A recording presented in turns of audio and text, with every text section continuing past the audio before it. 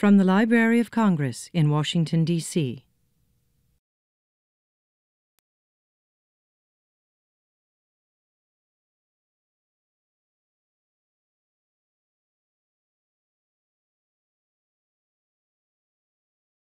Hello, my name's Nancy Groce, and it's June 6, 2017, and I'm here with Burt Feintuch to talk about his career and his experiences as a folklorist and a scholar and a musician. And first of all, thanks so much for joining us. Oh, my pleasure. I was flattered that you invited me. Yeah, and you're here for a Botkin lecture, which will be given tomorrow. Right. Mm-hmm. Talking about New Orleans and Cape Breton, mm-hmm. and this idea of cultural integrity that I've been talking about lately. Mm-hmm. Mm-hmm. Mm-hmm. So I understand that you're very generously going to have some of your collections come here to the library. So we wanted to just talk to you about how these collections came to be and how, sure.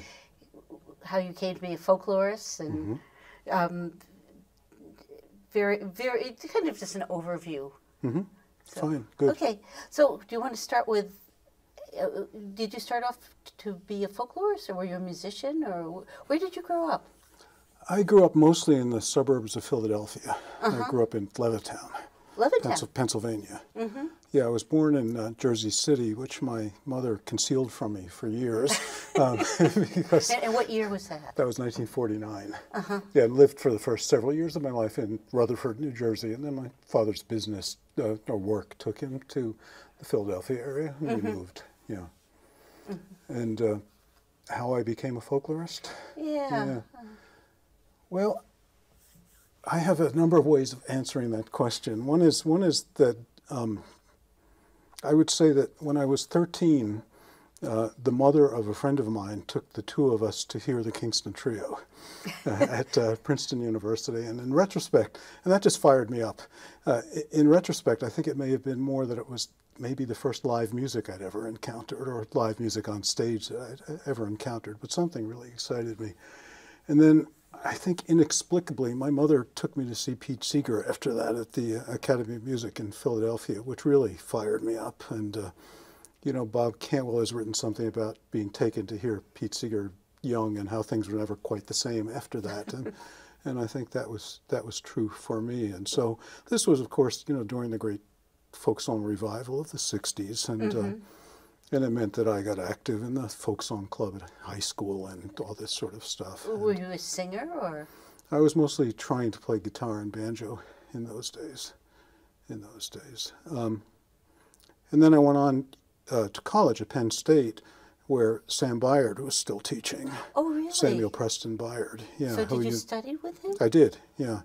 3 or 4 courses. And, you know, he had studied with George Lyman Kittredge. He had published one of the first significant collections of instrumental folk music of fiddle and fife tunes from mm-hmm. southeastern Pennsylvania. And it was a great old character. I also had a course from Bruce Rosenberg, who was there very briefly. Yeah. He must have been quite young at the time? I think he was quite young, and I never really got to know him. He was going through some personal difficulties and was barely around. Was this in Harrisburg? No, this was in State College at the main campus. Oh, okay. Yeah, and I was an American Studies major, but taking all the folklore courses I could, and you know, became dimly aware that there was such a thing as a graduate degree in folklore. What was Byard like as a professor? He was a great character. You know, he seemed like an old guy then. In retrospect, I'm not really sure how old he was, but he had that, you know, kind of antiquarian feel about him. What I think everyone remembers about Sam Byard is that he used snuff. That is, he snorted it. He sniffed snuff, and he had a collection of antique snuff boxes. And so he would come to class, and in the middle of class, he'd be dipping snuff, or whatever the expression is. I don't know what it is when you inhale it as opposed to tuck it in. Yeah. But and everybody would be watching to see what sort of horn or silver or whatever snuff box he would pull out of his coat pocket. And when he finished teaching, there was a fine powder on the floor around him. And you also knew that you'd made it in his estimation if he offered you a pinch of snuff, which eventually he did for me. And it burned like crazy is what I remember. But he was very much of an era, I think I had some sort of, general folklore class from him where he used the Croppy book, The Science of Folklore from the 1930s. Mm-hmm. I had I think, a folk song and ballad, or maybe just ballad class for him, where we basically worked our way through the Albert Friedman book with him talking about each of the texts. I mean, he was also one of those people of that generation who had just this deep knowledge of the material itself. Years later, I sent him some recordings of some instrumental music from the northeast of England and sent him some tune book copies too, and he was able to talk about the tune histories of all that sort of stuff. He had that remarkable kind of knowledge that I think most of us no longer have. And he was, encouraging about the idea of studying folklore as well. I also got to know Saul Brody in those days, who was either in or had finished, I guess, the graduate program at Penn. I guess he hadn't finished his dissertation, which I think that took a bit longer. Took a while, yeah. But I lived in a house that had been off campus, that had been kind of claimed by people who were involved with what was called the Penn State Folklore Society, but was really a folk song society, sponsoring concerts and things of that sort. And Saul used to come and stay there when he was around town, so learned some things about the field from him as well. Really, I had no idea what I was getting into, honestly, between Sam's terrific but quite old-fashioned way and the sort of generalities from Saul. In fact, sometimes these days I tell people that I think it's as likely that I would have become an ethnomusicologist if I'd known there was such a field back then, but I really didn't. Because I went into the field, because of a passion for traditional music, for vernacular music.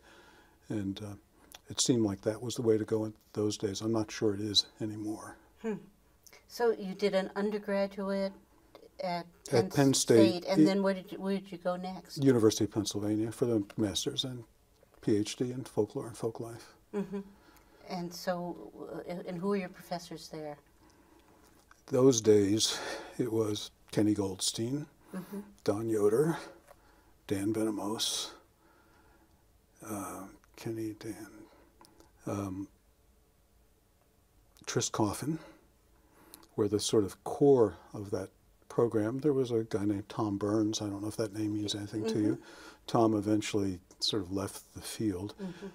I went through that program really quickly. I went through from entering to finishing my PhD in 4 years. And Barbara KG came in the year that I was basically not there writing my dissertation, so I never really got to know her in that context. I think that's who was there then. And I also, did some coursework with Ray Birdwhistle out of the department and someone in anthropology as well. Yeah. And what did you write on? What were you studying? I wrote a dissertation about a traditional fiddler from southeast Pennsylvania. His name was Earl Hafler, actually. It's kind of complicated, but Pop Hafler, who was known in sort of old-time fiddle circles and actually had a connection to Alan Jabor and to Henry Glassy, who, when Henry was a state folklorist, I didn't know Henry in those days before my time. He had recorded Pop Hafler for whatever sort of work he was doing. Alan had visited him either from the library or from NEA or something at some point, too. Were you playing fiddle at this time?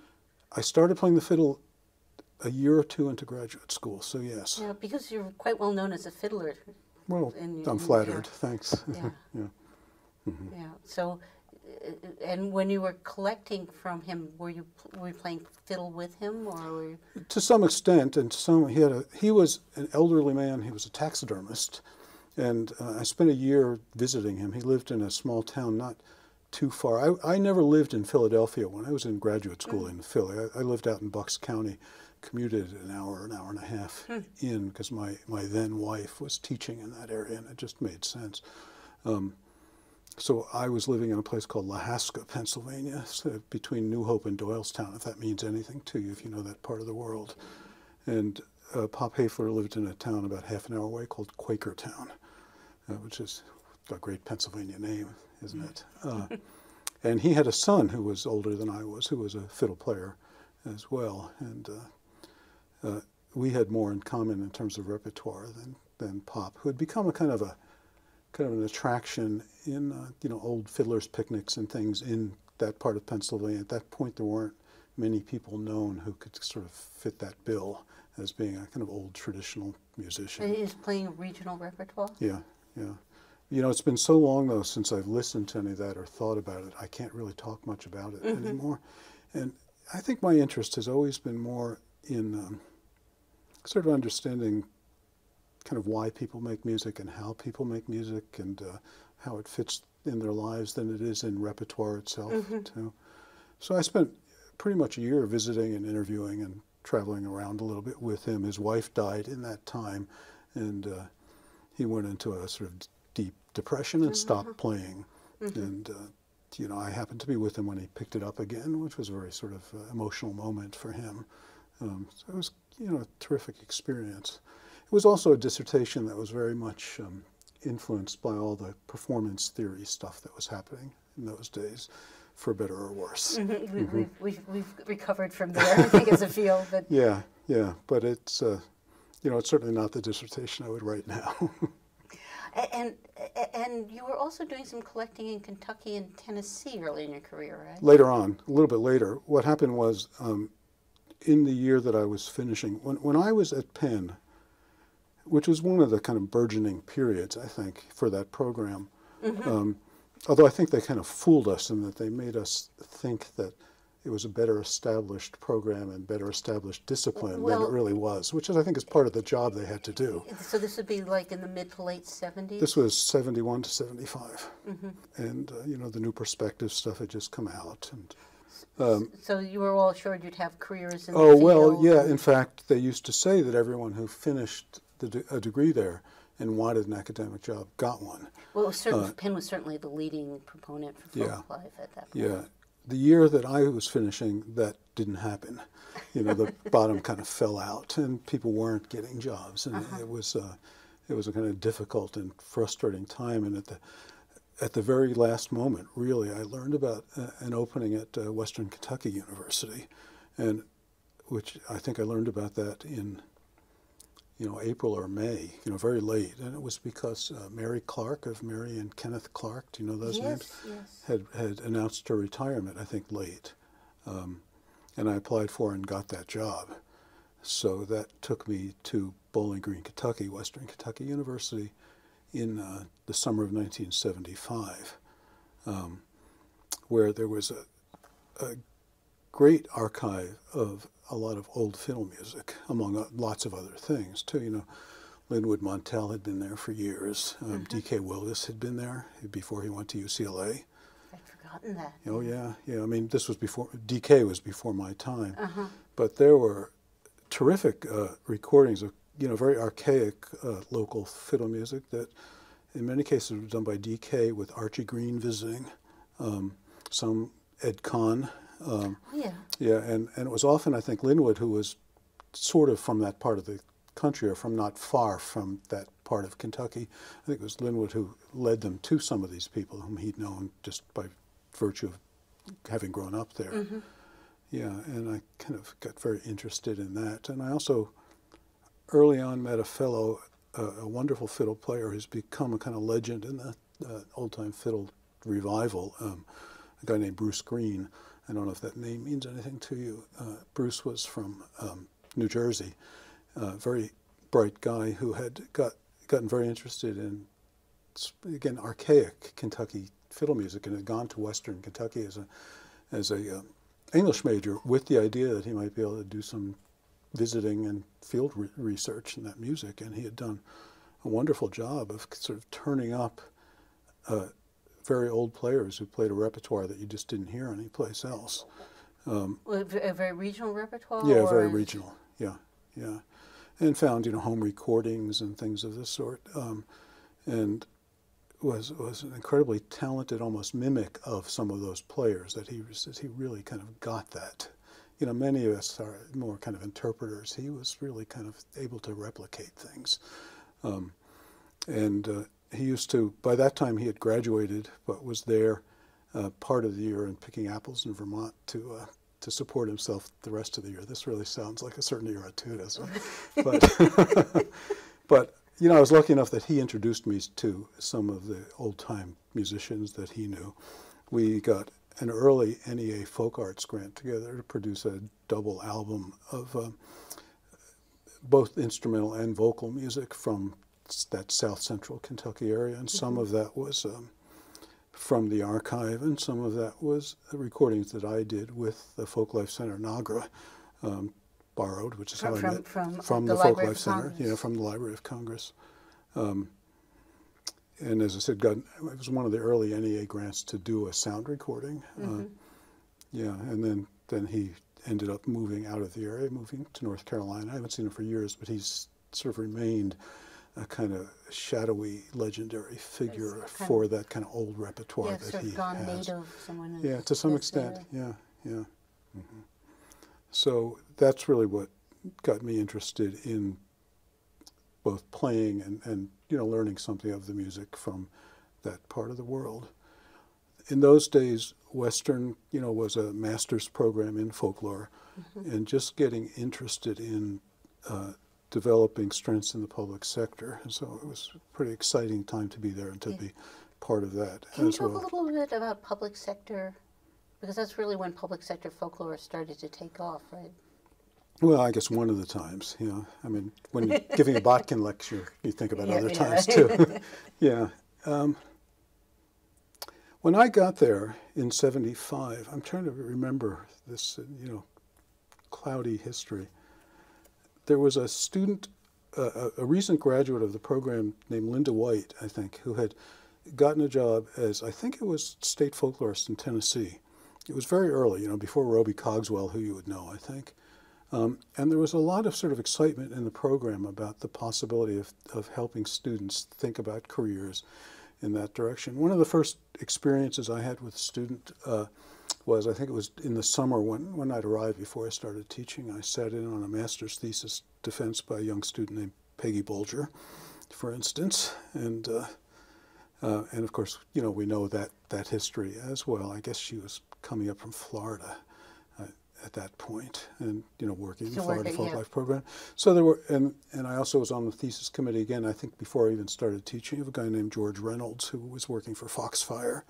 So there was a little bit of a sort of direction developing where students were getting their master's degrees and moving off into more public or applied kinds of work, and we began talking about what can we do to help that and to encourage it, and work to develop some internships and work to develop some courses, and actually work to develop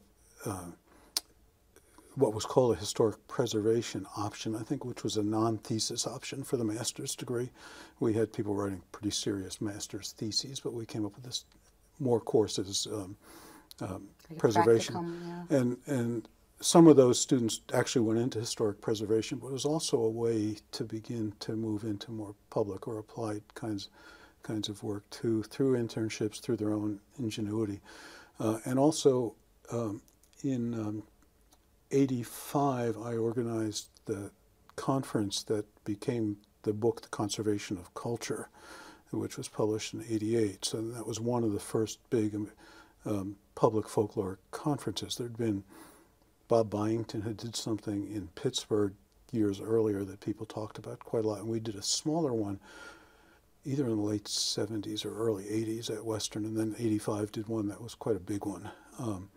And that led, the library's cultural conservation report that Orman Loomis, I guess, had kind of led, had been published, and so there was a lot of this conversation going on in lots of places by then, but we had this conference that had a stellar lineup of people who were committed to the idea of what in those days was called cultural conservation. Were you in touch with Bess Lomax Hawes or the NEA quite a bit? And we had Archie there to give a keynote. Archie Green came to give a keynote, and Alan Jabbour was there, and that led to that book, which for a while was probably one of the main texts for people interested in reading about public folklore anyway. Did you write it or did you edit it? No, it was edited. It was based on that conference, on the papers from that conference, I had an editor from the University Press of Kentucky, which is one of those consortium presses, who had been sort of curious about the possibility of publishing this, come down to the conference, and he left very excited about the possibility. So, yeah, it was really a classic book for. But it's probably it's still in print, isn't it? Or No. I think that there's an online version available through the Kentucky Press, although I don't actually know for sure. There was a brief moment when it looked like another press wanted to reissue it, and I had the copyright reverted to me, or whatever the term is, for that, and then that fell through. It suddenly was one of those times when all the university presses were saying, "Oh God, we're in trouble now. What can we do?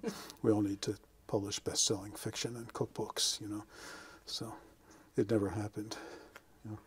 So how long were you at Western Kentucky? I was there for 13 years. I was there from 75 to 88. And then you got lured away by... No, then I worked hard to find another job. There was a lot I really loved about being at Western.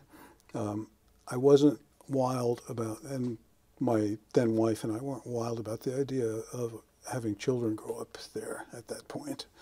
And in a funny way, the longer I was there, the less it felt like home, I think, too, sort of culturally, It was a very religiously conservative place. It was an hour or so from Nashville. This was before Nashville kind of had the renaissance that it's gone through, too.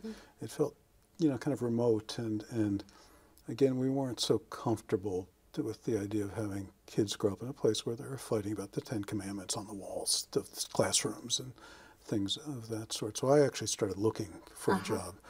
And I had I'd gotten involved with the Kentucky Humanities Council, the state council there, and in fact had ended up chairing it in what turned out to be a sort of challenging year in that our executive director resigned to take another job. And also a really rewarding year in that we got an early award for excellence from the NEH, which was then recognizing certain councils for excellence. And as I was looking for other kinds of jobs, I started applying for Humanities Center directorships and ended up in New Hampshire in '88. Yeah. So you went to New Hampshire as director of the Center for the Humanities, not really as a folklorist. In fact, they weren't quite sure, I think, what to do with me as a folklorist. There had been someone in the English department who had taught a little bit of folklore and literature, but was, a literary scholar, no training in folklore or any allied field at all. And there was also a name that you probably know, Linda Morley, had living in Manchester, New Hampshire, who had done some work as a state folklorist before my time, was doing a little bit of teaching for the university, for the English department. And although I've never really asked, I think what happened is, some higher administrator said, okay, we're going to hire this guy.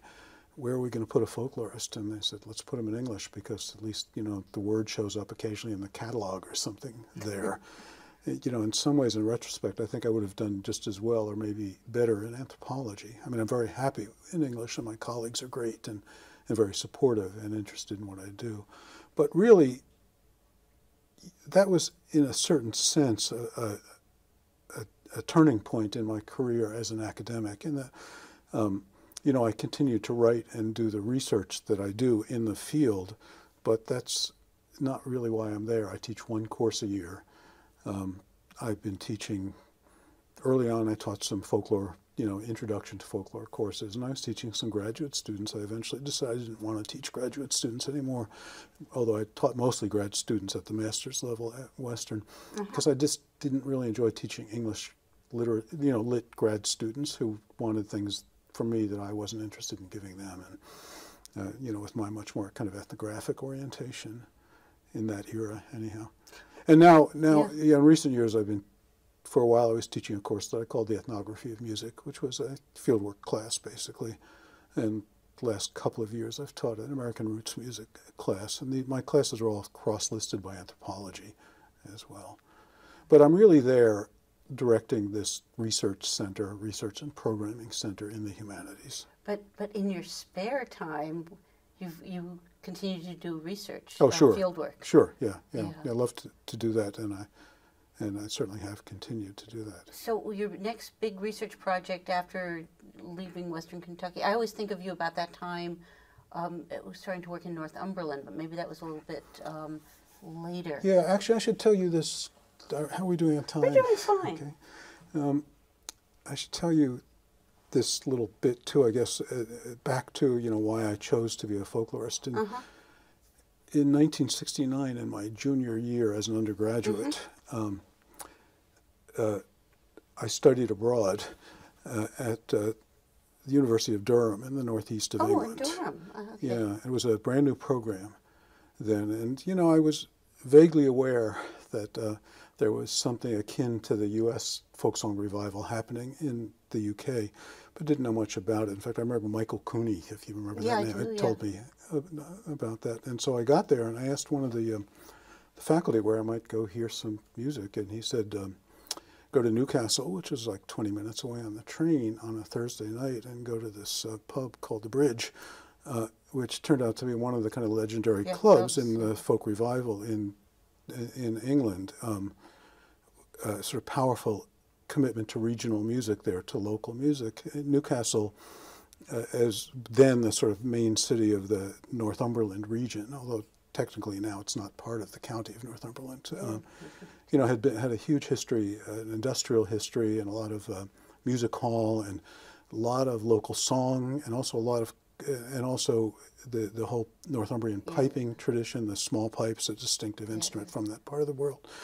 Tune manuscripts in libraries dating back to the 1660s and so forth. And I just stumbled on this, and although I had, sort of split my time listening, half to the New Lost City Ramblers and half to James Brown as an undergraduate, I didn't really get the idea fully, I think, till I was there, that music could be as local as it was there, as people pervade it as. And, you could hear people play a tune named for a street that you'd walk down as you went to the train station to go back to where you were living, And that really made a powerful impact on me as well, I think, intellectually and in my interest. And also because the musicians there, some of them were essentially doing kind of tune scholarship.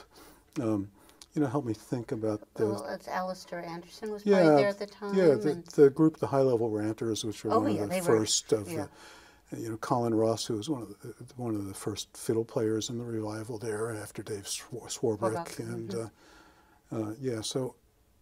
so at some point in Kentucky, some years later, I got the idea that maybe I could write an article about the revival of the Northumbrian small pipes, and managed to raise some money to go do a summer of field work. This would have been around 85, I think. And that just sort of spun out of control in a good way, in that I kept raising money and kept going back, sort of interviewing and recording everything I could while I was there for years. Did a few articles about the revival there. Eventually produced a Folkways CD, a Smithsonian Folkways CD of music from that part. The Northumberland Rant, which is a great CD. Oh, thanks. It was a lot of fun to do. And that is, one of the largest sort of piles of recordings I have that'll be part of the contribution to the library. And who were you recording at that point? Were you recording at the Bridge, or were you going out and doing? No, the Bridge had sort of stopped. It hadn't stopped then, but it had stopped being what it had been. It had become a kind of more generic club. A lot of the people who'd gotten it going weren't really going there anymore. So I was very interested first in the history of the small pipes and of the revival, and there was an older generation of sort of gentlemen who'd been involved in that.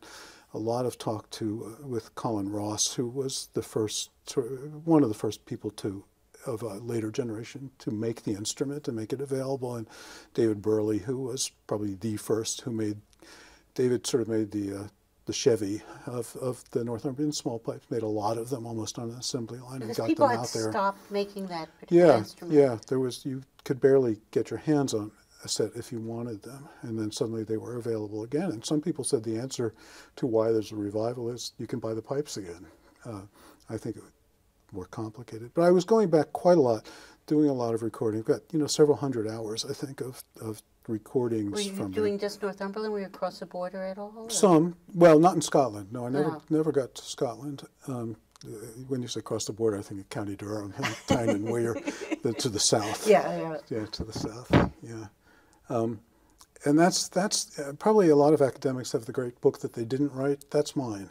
There's a lot of material there, and there's an assortment of publications, but the book never got written. And in part, it never got written because I got the job offer at UNH, at the University of New Hampshire. That same year, I had an NEH fellowship offered to me, and had to not take the fellowship so as to take the job at UNH. UNH, the search had failed the year before, and they were very anxious to get someone to get it started, so they wouldn't let me wait a year. And in those days, NEH wouldn't let you defer either. So I think I went back to Northumberland once or twice in the early years at UNH, but it kind of lost momentum. And eventually I went to Cape Breton too, and that was kind of bad news for Northumberland. Well, let's talk about that, because in the last 20 years, it's really been a lot in Cape Breton. So when did you make that switch? And being in New Hampshire must have helped. But well, it certainly helped logistically. This goes back to me as a musician, actually.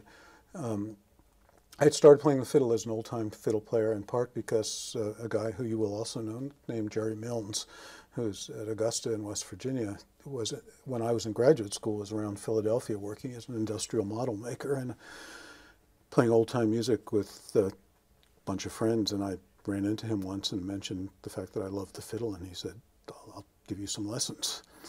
So I went to him maybe half a dozen times, and that really got me started. But that was my only almost sort of official education in playing. The rest was, by ear and by trial and error, a lot of error. And I got to New Hampshire in '88 and couldn't find anyone who played the music I played, and which was mostly Southern old-time music, because that's what I'd been doing in Kentucky. And so I had to kind of retool to play for contradances, which was playing a lot of some New England repertoire, and the kind of mismatch of stuff that's played there, a lot of Irish music, and these days, if you want to go to a session, where I live, and there are many of them, you're probably going to play Irish music, which led me to listen a little bit to Cape Breton music, which I think I would have dismissed as not very interesting when I was in Kentucky, because my aesthetic was so different, but I thought, wow, this is a kind of an interesting thing, and for reasons that I don't fully, remember, decided to go spend a week at a fiddle event in Cape Breton. I think this was 1997, one of these things, where you sit at the feet of masters, and it was also great that you could drive there, of course, as opposed to fly to the northeast of England, but it was a marvelous experience, in part because we got to know these wonderful players, Buddy McMaster, Kinnan Beaton, and others. And I think, my sort of folklore self clicked in as well as soon as I realized that the music was so locked into community there, too, that it wasn't just going to something where people taught you and then went home. They left and played for a dance or something like that, in fact, the folklorist in me made me sort of the outlier that first year there, because all the students at this thing would say, where are we going to get together to play tunes with each other tonight? And I'd say, I'm going to a dance, and it just kind of blew me away how vital the tradition was there compared to anything I had known. And so I started setting up interviews and started going back and kept going back, and was lucky enough to do a couple of Smithsonian Folkways projects and to do some writing, and eventually got the idea to do a book with my friend and collaborator Gary Sampson, a photographer, who had been the official photographer at the University of New Hampshire, but by then had moved on to teach photography at the New Hampshire Institute of Art in Manchester. when he was still at UNH sent him to Cape Breton to do some photographs of me at work for the university's magazine. Just to make sure you were actually working. And he had been there years ago on some other assignment, and it turned out, we discovered we both loved the place. And this is mostly the Gaelic tradition of Cape Breton, or are you also doing French? No, it's my work has been pretty largely in what people there would say is the Gaelic community, although they don't, by and large, speak Gaelic anymore. I know people in the French community as well, and the Scottish music, or what used to be called the Cape Breton Scottish violin music before they started just saying Cape Breton, is so dominant there that you had a lot of Francophones playing the music and First Nations people playing the music too. The Francophone community has been working hard to sort of revitalize things, and there is a history of, publishing songbooks and things of that sort too that I don't know all that much about. But the kind of cultural boundaries are really porous there. Well, you were there just when Cape Breton music sort of exploded on the world stage. Yeah, or maybe just slightly afterwards. When I was there, Natalie McMaster and Ashley McIsaac, the two people who kind of caused that explosion, were riding very high. Natalie continues to ride pretty high, and Ashley kind of burned out a little bit. But these were two young people with strong family traditions of fiddle playing, lessons from some of the same people, who became immensely popular first in Canada and then beyond. Ashley did a CD that mixed traditional fiddle music with a lot of very in-your-face rock and roll. That was that went whatever it is, platinum or something in Canada, and in Britain also. It did quite well in Britain. Yeah, I don't even know that, but I'm not surprised. Yeah, so there would be, he'd be playing a dance in a little community hall, and there'd be a line down the street of teenage girls, wanting to see it. It was a great scene to hear this fiddle player who was a very traditional style fiddle player, or can be. Yeah, and Natalie, had worked to create a kind of act that made the music work for all kinds of audiences, but not so much the hard rock stuff that Ashley was doing, and she's really, endured. So yes, it was very, very big then across Canada, and beyond. And Celtic Colors started a few years later. Yeah. The book that I started talking about, which is called In the Blood, Cape Breton Conversations on Culture. The idea was to talk to people who one way or another sort of engaged with culture in their lives. A lot of musicians, but also one of the founders of the Celtic Colors Festival, Joella Folds, who's stepped away from it now, but until recently was really the kind of force behind it. I know her from Scotland, from Celtic Connections. Yeah, I know she talks about being inspired by that to start this festival that would extend the short season in Cape Breton, the short tourism season. So they do it in October, and it's been a huge success, I think, and it's run very, very well, too. So you were recording, as you say, you're as interested in the stories and how people use music as with the music, but the In the Blood book, which we have here, it has a lot of interesting interviews with people. How did you decide who to interview for that field work? Oh, I think I think what I did was sort of follow my passion more than map anything out that had any kind of logic. But I knew that I wanted to go beyond musicians. I knew there were musicians I really wanted to talk to, who I think needed to be on the record in terms of talking about life and their stories as much as their music, which already was on the record. But I also wanted to talk to people who were involved with language revival, with the development of festivals and some other sorts of things too. I talked to someone who's a publisher of tune books, whose tune books have had a very powerful impact on the current. Who's Paul Cranford.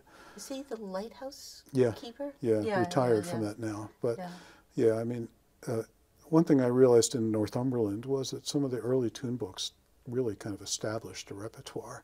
And I don't think that's so true in Cape Breton, but it's in part true, and a lot of that is Paul's work. And Jerry Holland, too, right? And Jerry Holland, who I felt very lucky to get to know. Yeah, he's a lovely guy. Yeah, he was, and just a brilliant, brilliant musician. Yeah. And songwriter. And Brenda Stubbert's up there also, right? Mm-hmm. Mm-hmm. Yeah, I know Brenda well. I haven't seen her for a while, but know her well. Mm-hmm. Yeah, yeah.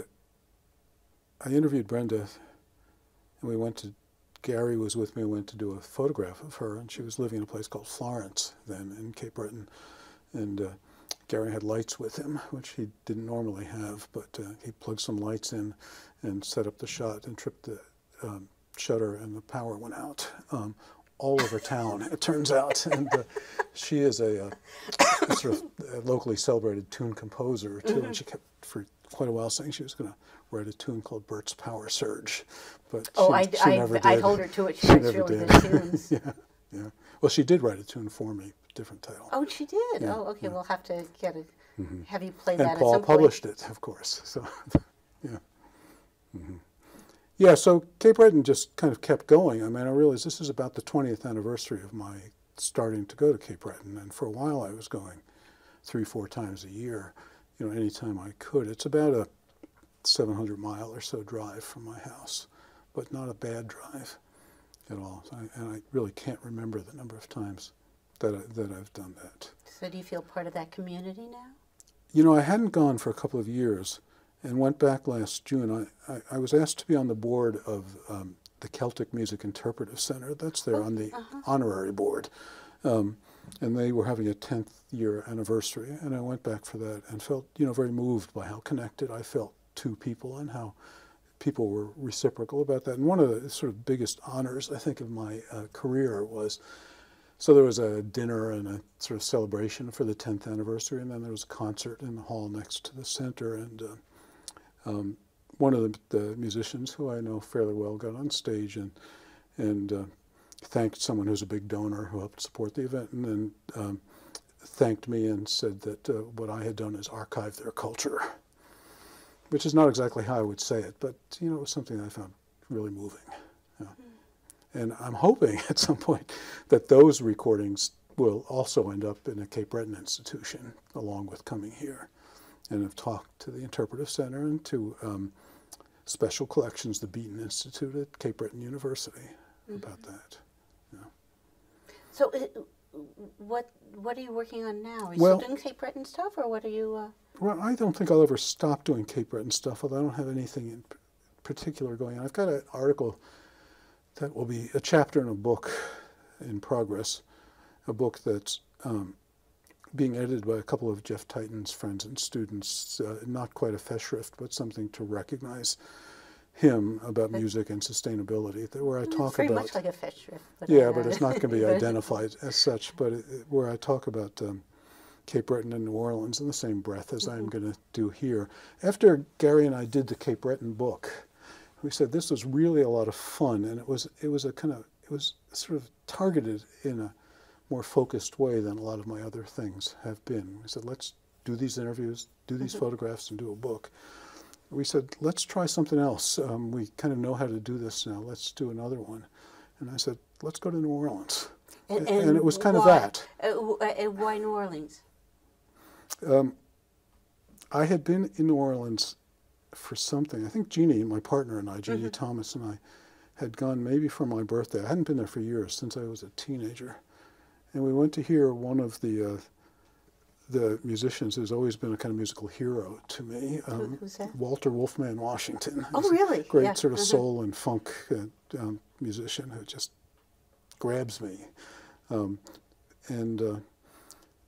we left that saying, I want to do something here. And I thought for a while, I wonder if I could write his life history.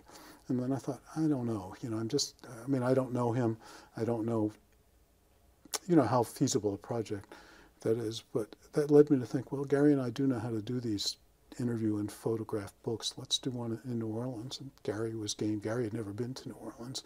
And I thought to myself, so I've had this sort of deep kind of ethnographic engagement with Cape Breton. Can I do something almost more like as a journalist would, that is sort of set some parameters with the goal of producing something and do it? And so for me, it was an experiment, really, and we did it. And that resulted in a book? The book Talking New Orleans Music, which came out in 2015. Was your research done before or after or during Katrina?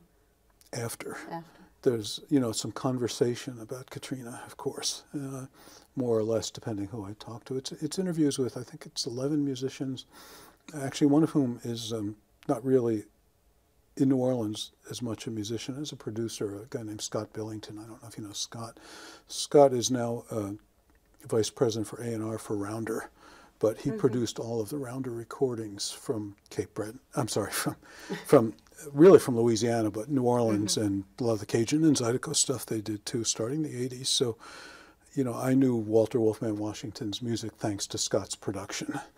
And Scott was, in those days, living in Newburyport, Massachusetts, half an hour from me, and had grown up in the kind of Boston blues revival scene. A friend of Erica Brady's, our colleague, and was actually a great interview and kind of opened the door to people like Irma Thomas for me.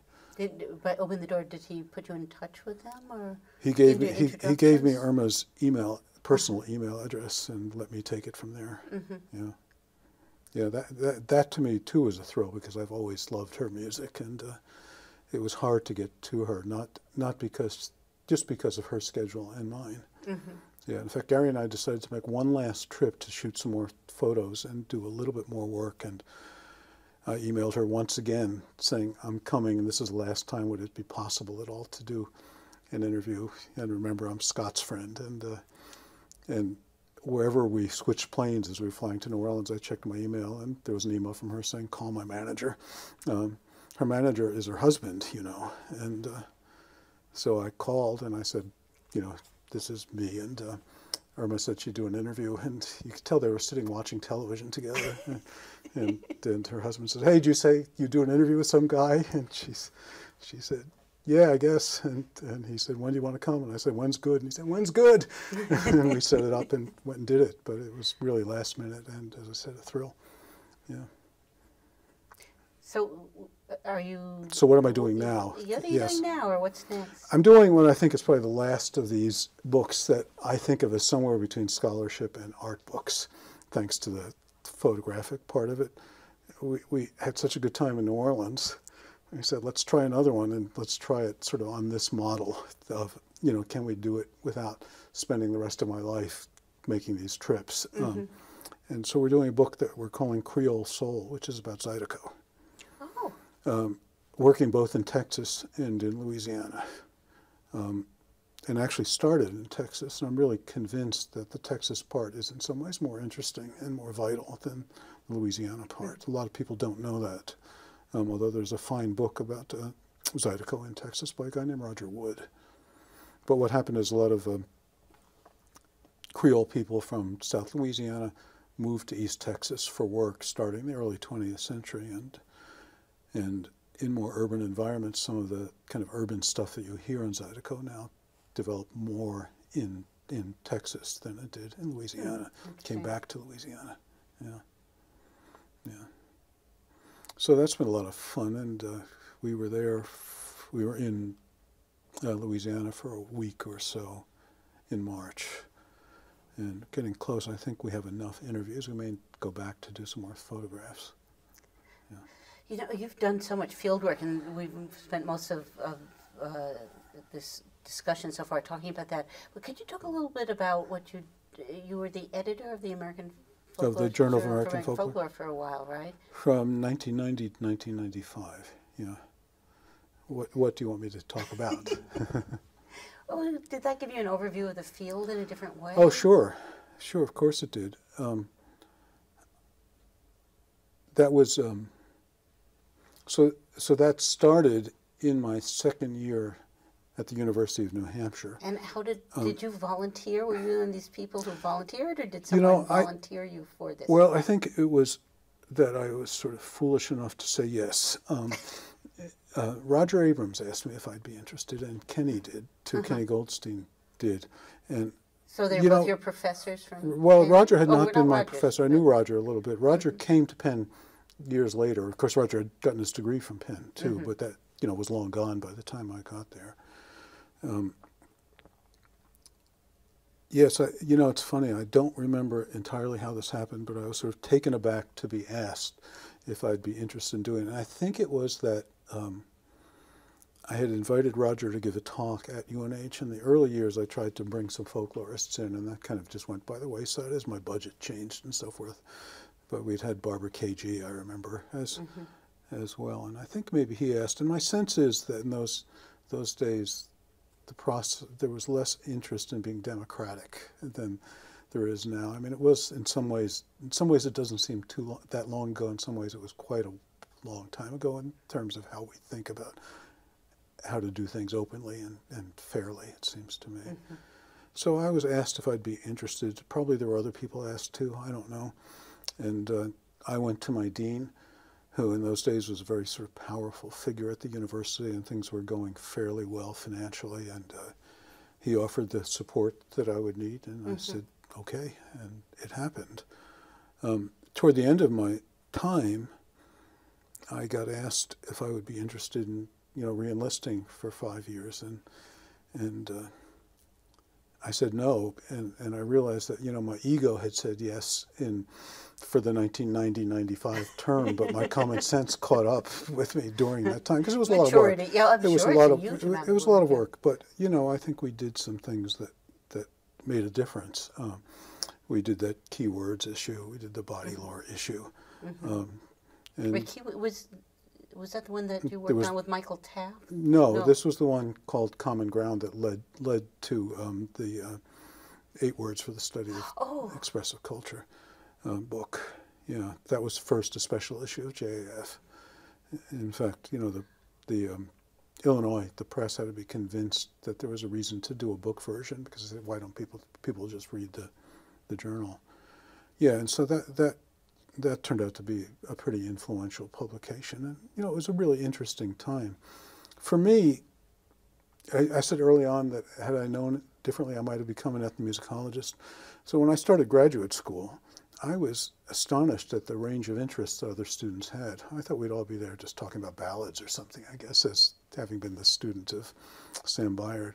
But here were these people interested in myth, and other forms of narrative and all sorts of stuff. I had very little idea of the breadth of the field. And of course, this was years later, but working in the journal too, it certainly exposed me to that in, interesting and exciting ways. And then it became hard work. Yeah, I was thinking about the other day, this was at the beginning of email, for instance. We were doing things by fax and mail and so forth. So it was right at a kind of transitional moment. It's amazing we survived without email or computers when you started. Right, yes. You probably did your dissertation on a typewriter. Well, you paid someone or convinced someone to type it for you in those days, but it was done on a typewriter, sure. Yeah. And you are also, I should mention just as part of the interview, that you were, was it 2012 you became a fellow of the American Folklore Society? I don't remember what year it was, but it was fairly recently, yeah. That gives you more status in the meetings immediately. Does it? I haven't noticed. You guys get a free breakfast someplace, I understand, so it's very nice. No. The fellows do a breakfast for graduate students, and I think they find new fellows who are, the suckers who will get up early in the morning and go sit at a table with graduates. Yeah. It's a nice event, and the fellows also do a reception for graduate students. Yes, that's turned out. Yeah, the couple of the ones I've been to have been very nice events. Yeah, and the membership has expanded and broadened to. Well, there's some of us have been pushing for that. It still needs to go quite a ways, I think, but at least I think more people understand why it should. Yeah, as does the society itself with its own, membership. Yeah. Now, what part of your career have I not talked about? Have not asked you about? Well, one thing, I don't know if I've mentioned this as I've talked to Todd in the library about fieldwork material that I'd be compiling and giving. The first fieldwork I actually did was in British Columbia in my first summer after my first year in graduate school. Really? I got a grant that I think channeled through what was then the Canadian Folk Music Society. That this was a time when Canada was thinking a a lot about multiculturalism and developing that notion of a mosaic of cultures rather than the melting pot metaphor we're using here. And they're interested in having someone do some field work having to do with in a bilingual community in British Columbia. How that happened, I don't really know, honestly. That is, where those funds came from, why that decision was made. But I was encouraged by Kenny, I think, and helped in my proposal writing by Dan Benamos.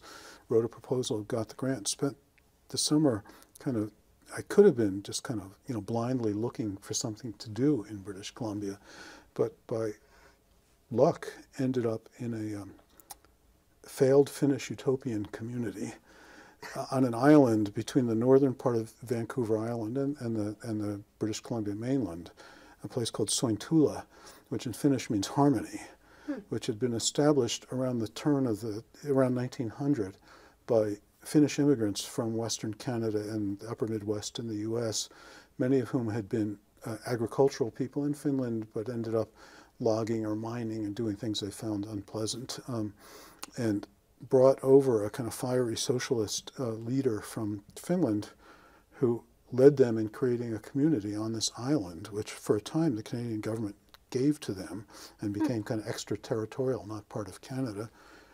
It failed as a utopian community in part because it wasn't suitable for agriculture. And people went back into mostly fishing and some logging. But at that point, this would have been summer of '72, about 500 people living in this kind of beautiful spot in a very kind of rugged part of Canada in those days. Very hard to get to there. And in the summer, men would go out fishing, come back in, and somebody would have a music party. And I was there recording music and talking to people and did a little bit of writing about that. So I have that material as well. And it was, an odd thing because, of course, I don't speak Finnish. And Ellie Congas Miranda, the name you'll remember, did a little bit of translation for me for something. I don't really remember what.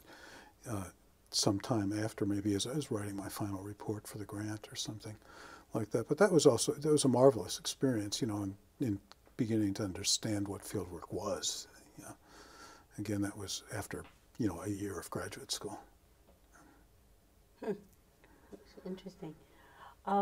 Maybe Todd Harvey is sitting in on this, and is there any questions you have?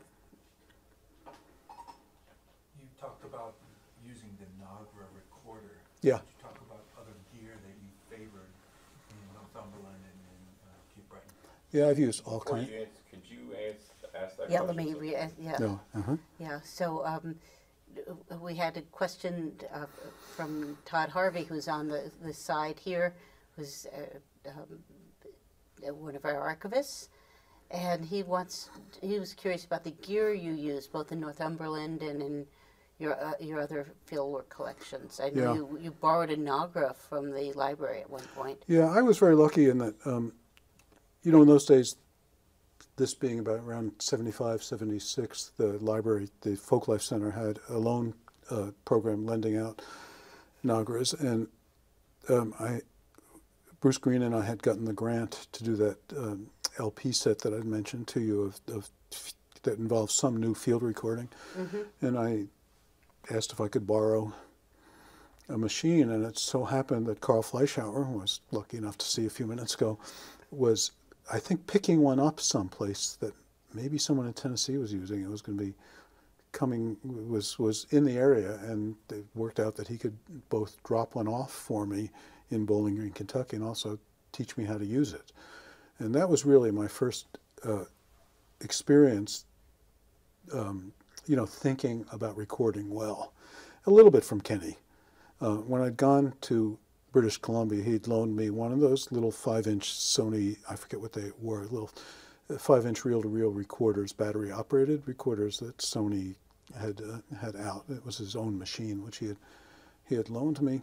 I had the Nagra for a while and did a few other things with it, not just that recording, but of course it went back to the library, to my dismay.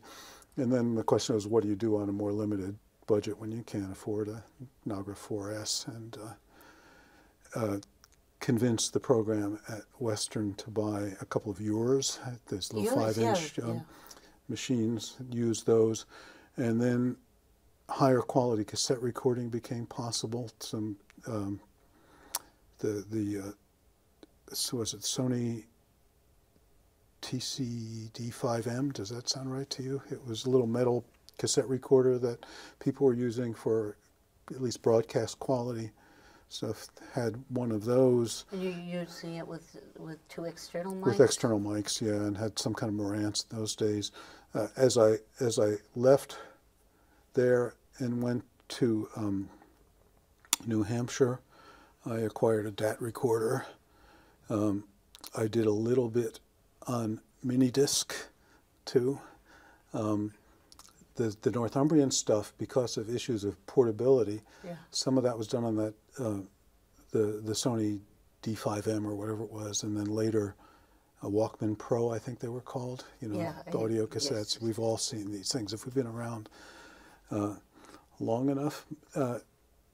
More recently, I've done some 1-bit recording on a Korg MR1000. I don't know if you're familiar with those here. They never really caught on very much, but they're very high quality recorders. One that I bought for myself. But you know, traveling to on airplanes, the bigger stuff is a bother, and so I started using a Tascam DR40, which I despise actually, and finally in recent years bought a Zoom H5N or whatever it is, which is to me a superior machine, just easier to work and less prone to screw ups. So, you know, I've kind of used a lot of media over the years. I still have the DAT recorder if I ever need to play anything, assuming it will play. Although I had no problems with DATs. I know that they're notoriously unstable and difficult. But you've done most of your field recording has been audio, or have you also done video? Very little video. I recorded I did a little bit of video on a Sony Portapack back in my graduate school days, which was a bulky black and white thing that recorded, I think, on reels, and I don't know whatever happened to that material. Speaking of not knowing whatever happened to that material, when I got back from, I'm jumping around now, but when I got back from studying abroad in England, all charged up, I got asked at Penn State by the person who ran the so-called Artists and Lecture Series, which was a very big attraction for students, to help produce a folk festival at Penn State. And we brought in, and the resources seemed unlimited, you know, in those days, and I just said, let's bring in all these people, and it ranged from bringing in the Balfa Brothers and Mississippi Fred McDowell to bringing, you know, big revival acts like Joan Baez and the High Level Ranters. We flew in from England, and Alistair Anderson still sort of credits me with getting his career started. It was his first trip to the U.S. And in that time, I interviewed Fred McDowell, just because he was there and because I had this vague sort of sense that that's what you do, and I don't know whatever happened to that recording. Likewise, when I was in Durham, there was a kind of local group of young guys playing regional music, and I borrowed a recorder and recorded them. One of those people was Dave Richardson, who went on to fame in the Boys of the Loch. Yeah, and whom I've known a little bit for years, although I haven't seen for years. So in a sense, I was doing field work really in the dark, and I don't know what happened to those several recordings. Things turn up. Those probably, those I don't think will. Well, we can. This has been great. I thank you so much for coming in. Well, thanks for doing this. We might do a follow-up when we have a chance to look at your material and Sure, I'd be happy questions. to. But for right now, this has been really interesting. So thank you so much. Oh, thank you. Thank you. This has been a presentation of the Library of Congress. Visit us at loc.gov.